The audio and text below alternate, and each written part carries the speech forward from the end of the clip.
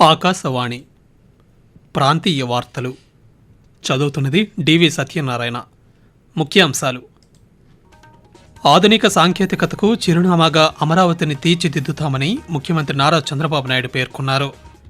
అఖండ గోదావరి పర్యాటక ప్రాజెక్టు శంకుస్థాపన కార్యక్రమం రేపు రాజమహేంద్రవరం పుష్కర్ ఘాటు వద్ద జరుగుతుందని మంత్రి కందుల దుర్గేష్ తెలిపారు.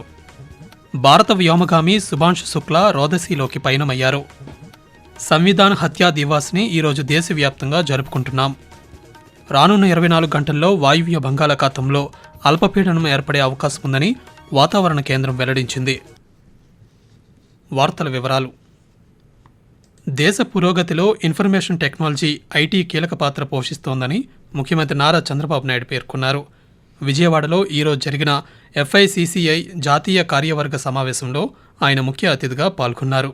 ఈ సందర్భంగా ముఖ్యమంత్రి మాట్లాడుతూ సాంకేతిక పరిజ్ఞానంతో అనేక రకాల సేవలు అందుబాటులోకి వచ్చాయన్నారు. ఆధునిక సాంకేతికతకు చిరునామాగా అమరావతిని తీర్చిదిద్దుతామని చెప్పారు. జీవితంలో సాంకేతికత ఒక భాగంగా మారుతోందని, డ్రోన్ల సహాయంతో రాత్రి సమయంలో పోలీసులు పెట్రోలింగ్ చేస్తున్నారని తెలిపారు. AI పరిజ్ఞానంతో ఎన్నో అద్భుతాలు సృష్టించవచ్చని ముఖ్యమంత్రి వివరిస్తూ, Vikasit Bharat is the vision created by our Honorable Prime Minister. Now we are creating Swarnandhra 2047. Today I am talking Quantum Valley. Data is wealth for future. Global knowledge is available with you. And artificial intelligence is a reality. Tomorrow quantum compute is coming. So that even supercomputer, all these things we are used to hear now, quantum computing is much, much faster than anything.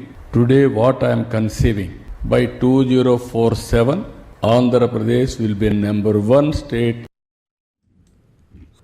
అలాగే ధనికులు పేదల మధ్య అసమానతలు తొలగించాలనే లక్ష్యంతో P4 కార్యక్రమానికి శ్రీకారం చుట్టామని తెలిపారు. వెనుకబడిన ప్రాంతాల్లో పెట్టుబడులు పెడితే మరిన్ని ప్రోత్సాహకాలు ఉంటాయని పలు వాణిజ్య సంస్థలకు తెలియజేశారు. రాష్ట్ర అభివృద్ధిలో భాగస్వాములు కావాలని ఈ సందర్భంగా ఆ సంస్థలకు ముఖ్యమంత్రి విజ్ఞప్తి చేశారు. అఖండ గోదావరి పర్యాటక ప్రాజెక్టు శంకుస్థాపన కార్యక్రమం రేపు రాజమహేంద్రవరం పుష్కర్ ఘాటు వద్ద జరుగుతుందని రాష్ట్ర పర్యాటక సాంస్కృతిక శాఖ మంత్రి కందుల దుర్గేష్ తెలిపారు. ఈరోజు తూర్పుగోదావరి జిల్లా కలెక్టర్ పి ప్రశాంతి, ఎస్పీ నరసింహకిషోర్లతో కలిసి శంకుస్థాపన ఏర్పాట్లను మంత్రి పరిశీలించారు. ఈ సందర్భంగా ఆయన మాట్లాడుతూ, ఉమ్మడి ఉభయ గోదావరి జిల్లా వాసుల చిరకాల కోరిక అయినటువంటి అఖండ గోదావరి పర్యాటక ప్రాజెక్టు సాకారమవుతోందన్నారు. దాదాపు 94 కోట్ల రూపాయలతో తూర్పుగోదావరి జిల్లాలోని రాజమహేంద్రవరం, కడియం, నిడదవోలు ప్రాంతాల్లో పర్యాటక ప్రాంతాలను అభివృద్ధి చేస్తున్నామని తెలియజేశారు. కేంద్ర పర్యాటక సాంస్కృతిక శాఖ మంత్రి గజేందర్ సింగ్ షెకావత్, ఉప ముఖ్యమంత్రి కె పవన్ కళ్యాణ్, స్థానిక ఎంపీ పురంధేశ్వరులతో కలిసి రేపు ఈ శంకుస్థాపన కార్యక్రమంలో పాల్గొంటారని మంత్రి కందుల దుర్గేష్ వెల్లడిస్తూ, ఉమ్మడి ఉభయ గోదావరి జిల్లాలని సమారమే 127 సంవత్సరాలుగా అనుసంధానం అందించినటువంటి హేవలాక్ బ్రిడ్జ్, అటువంటి మాన్యుమెంట్ గా దీన్ని చిరకాలం ఉండిపోయేలా చేయాలంటే దీనికి అఖండ గోదావరి ప్రాజెక్టును తీసుకురావడం జరిగింది. హేవలాక్ బ్రిడ్జ్ ని సుందరీకరించడంతో పాటు పర్యాటక కేంద్రంగా తయారు చేయడం, ఇలాంటి ఒక బృహత్తరమైనటువంటి కార్యక్రమంతో DPR తయారు చేసుకుని 94 కోట్ల 44 లక్షల అంచనా వ్యయంతో ఈ కార్యక్రమానికి శ్రీకారం చుట్టడం జరుగుతుంది. భారత వ్యోమగామి సుభాంశు శుక్లా రోదసీలోకి పయనమయ్యారు. ఆయనతో కలిసి మరో 3 వ్యోమగాములను తీసుకుని XM 4 మిషన్ నింగిలోకి విజయవంతంగా దూసుకెళ్లింది. ఫ్లోరిడాలోని నాసా కెనడీ స్పేస్ సెంటర్లో ఈరోజు మధ్యాహ్నం 12 గంటల 1 నిమిషానికి చేపట్టిన ఫాల్కన్ 9 రాకెట్ విజయవంతంగా అంతరిక్షంలోకి వెళ్లింది. కొద్ది క్షణాల తర్వాత రాకెట్ నుంచి వీరి క్యాప్సులు విడిపోయి అంతర్జాతీయ అంతరిక్ష కేంద్రం దిశగా ప్రయాణం కొనసాగిస్తోంది. ప్రస్తుతం ఈ వ్యోమనౌక భూకక్షిలోకి ప్రవేశించి అక్కడ ప్రయాణిస్తోంది. ఈ క్రమంలోనే అంతరిక్షం నుంచి సుభాంశు శుక్లా భారత పౌరులకు ఒక సందేశం పంపించారు. 41 సంవత్సరాల తరువాత భారతీయుడు అంతరిక్షాన్ని చేరుకున్నాడని, ఇదో గొప్ప ప్రయాణమని ఆ సందేశంలో పేర్కొన్నారు. ఇప్పుడు తాము భూకక్షిలో సెకనుకు 7.5 కిలోమీటర్ల వేగంతో తిరుగుతున్నామని, తన భుజాలపై భారత త్రివర్ణ పతాకాన్ని చూస్తుంటే గర్వంగా ఉందన్నారు. ఇది కేవలం తన అంతరిక్ష ప్రయాణం మాత్రమే కాదని, ఇది భారత మానవ సహిత రోదసీ యాత్రకు నాంది పలుకుతుందని ఆయన ఆశాభావం వ్యక్తం చేశారు. ఆకాశవాణి ప్రాంతీయ వార్తలు వింటున్నారు.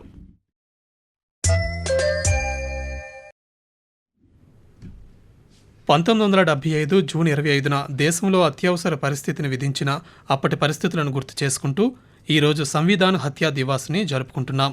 రాజ్యాంగ విలువలు, ప్రజాస్వామ్య హక్కులు, అత్యవసర పరిస్థితి నుండి పాఠాల గురించి అవగాహన కల్పించడానికి కేంద్ర హోంశాఖ మంత్రి Amit Shah long live democracy యాత్రను ఈరోజు న్యూఢిల్లీలో ప్రారంభించారు. కృష్ణా జిల్లా రుద్రవరంలో ఉన్న కృష్ణా విశ్వవిద్యాలయం 2025 స్నాతకోత్సవానికి ఆంధ్రప్రదేశ్ రాష్ట్ర గవర్నర్ ఎస్ అబ్దుల్ నజీర్ ఈరోజు ముఖ్య అతిథిగా హాజరయ్యారు. ఈ స్నాతకోత్సవానికి మంత్రులు నారా లోకేష్, వాసంశెట్టి సుభాష్, కొల్లు రవీంద్ర, స్థానిక ఎంపీ వల్లభనేని బాలశౌరి కూడా హాజరయ్యారు. అంతకుముందు యూనివర్సిటీ ప్రాంగణంలో 1,20,00,000 రూపాయలతో నూతనంగా నిర్మించిన క్యాంటీన్, హాస్టల్ వసతి సదుపాయాన్ని ప్రారంభించారు. ఇక ఈ స్నాతకోత్సవంలో ప్రసంగించిన రాష్ట్ర విద్యాశాఖ మంత్రి నారా లోకేష్ దేశ అభివృద్ధికి కృషి చేసేలా యువత తమని తాము సంకల్పించుకోవాలని సూచించారు. Now heartfelt congratulations to all the graduates. This is a moment of celebration not just for you but also your parents, your teachers and everyone who supported you in this amazing journey. It's time for you to show your gratitude to your parents, family and country at large. I urge you to dream big, but let your dreams be rooted in service to this amazing nation. Our country needs young minds who can not only code and compute but who can also care and contribute.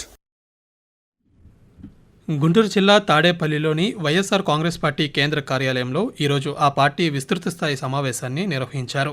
YSR Congress party అధ్యక్షులు YS Jaganmohan Reddy అధ్యక్షతన జరిగిన ఈ సమావేశంలో ఆ పార్టీకి చెందిన శాసనసభ్యులు, శాసనమండలి సభ్యులు, పార్లమెంట్ సభ్యులు, ఇతర నాయకులు పాల్గొన్నారు. ఎన్నికల ముందు ఇచ్చిన హామీలు అమలు చేయకపోవడాన్ని ప్రజలకు తెలియజేసేలా చంద్రబాబు మేనిఫెస్టోను గుర్తుకు తెస్తూ పేరుతో 5 వారాల బృహత్తర కార్యక్రమానికి ఈ సమావేశంలో శ్రీకారం చుట్టారు. దీనికి సంబంధించి QR కోడ్ ఆవిష్కరించి ఇంటింటికి దాన్ని చేర్చేలా కార్యక్రమాన్ని ప్రారంభించారు. గిరిజనుల అభ్యున్నతికి కేంద్ర ప్రభుత్వం 50,000 కోట్ల రూపాయలతో వివిధ అభివృద్ధి పనులను చేపట్టిందని రాష్ట్ర గిరిజన సంక్షేమ శాఖ మంత్రి గుమ్మడి సంధ్యారాణి తెలిపారు. నెల్లూరులో ఆమె ఈరోజు వివిధ శాఖల అధికారులతో సమావేశమైన అనంతరం పాత్రికేయులతో మాట్లాడారు. కేంద్ర ప్రభుత్వ సహకారంతో రాష్ట్రంలో వివిధ పథకాలను అమలు చేస్తున్నామని తెలిపారు. వచ్చే 2 నెలల్లో జిల్లాలో అర్హులైన గిరిజనులందరికీ రేషన్, ఆధార్ కార్డులు అందేలా చర్యలు తీసుకుంటామన్నారు.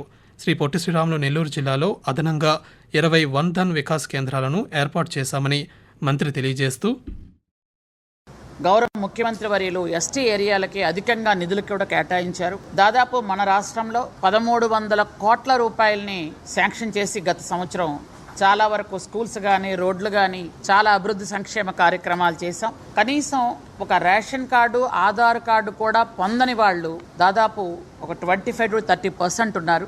వాళ్ళు ఏంటంటే సంచార జాతుల కుటుంబాలకి మారుమూల ఉన్నటువంటి తాండాల్లో, పల్లెల్లో ఉన్నటువంటి గిరిజనులు ఈ ఆగస్ట్ 15 లోపు అన్ని కుటుంబాలకి రేషన్ కార్డ్స్ ఇవ్వాలని ఐటీడీఏ పీఓ గారికి తెలియజేయడం జరిగింది. ప్రధానమంత్రి నరేంద్ర మోదీ తన మనసులోని భావాలను ఆకాశవాణి ద్వారా దేశ ప్రజలతో పంచుకునే మన్ కీ బాత్ మనసులోని మాట కార్యక్రమం 123వ సంచిక ఈ నెల 29వ తేదీ ఆదివారం ప్రసారమవుతుంది.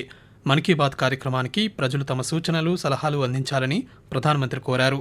ప్రజలు తమ స్వర సందేశాలను 1800117800 నెంబర్కు ఈ నెల 27వ తేదీ వరకు పంపవచ్చు. వాయువ్య బంగాళాఖాతం, దానిని ఆనుకుని ఉన్న ఉత్తర ఒడిశా, పశ్చిమ బెంగాల్ తీర ప్రాంతాల్లో ఉపరితల ఆవర్తనం సగటు సముద్ర మట్టానికి 7.6 కిలోమీటర్ల ఎత్తు వరకు విస్తరించి ఉందని అమరావతిలోని భారత వాతావరణ కేంద్రం తెలిపింది.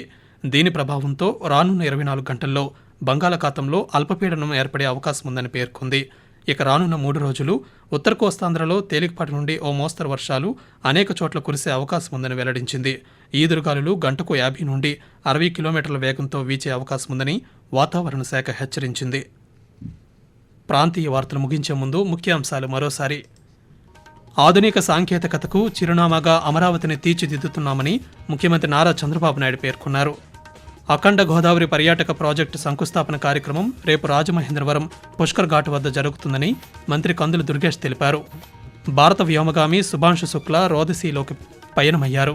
ఆకాశవాణి ప్రాంతీయ వార్తలు ఇంతటితో సమాప్తం. రాత్రి 8:30 జాతీయ వార్తలు వింటారు.